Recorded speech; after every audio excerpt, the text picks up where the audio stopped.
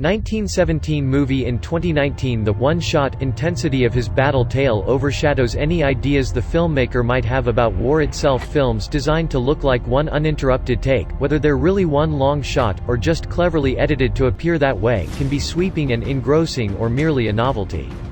At their worst, they inspire sentiments similar to what a friend of mine once wrote on social media: "Hey directors, I don't buy a ticket to your movies so I can be your editor." The premise of crafting a feature that appears to be a single camera movement gets a boost from Sam Mendes' 1917, which follows two British soldiers during World War I on a life-or-death mission through no man's land to the front lines. Under the guidance of legendary cinematographer Roger Deakins, the camera work leads to moments of genuine suspense and wartime horror, with only occasional instances of gimmickry.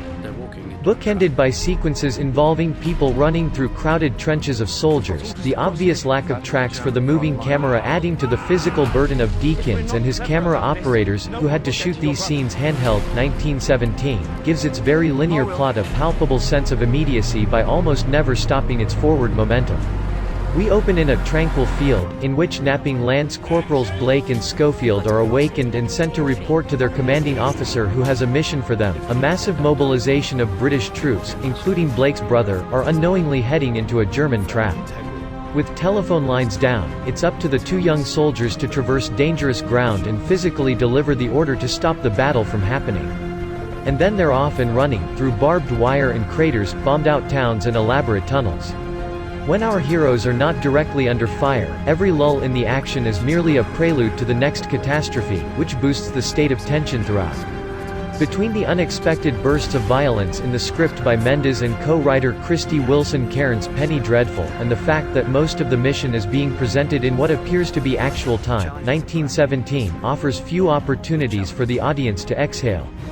As such, the movie is more successful as a thriller than as a thoughtful examination of war and its horrors. Mendes seems less interested in bigger ideas about the nightmare of battle and its effects on his characters than he is in Hitchcockian audience manipulation. 1917 will at some point make a great double feature with They Shall Not Grow Old, the 2018 documentary in which Peter Jackson took 100-year-old war footage and colorized it, corrected the frame rate, and bumped it up to 3D to make the conflict more immediate for contemporary audiences. Both films give 21st-century viewers a very different way of looking at World War I, and the technical wizardry behind each film's creation might be the tiniest bit more interesting than the actual content. Enjoy the movie and don't forget to subscribe my channel.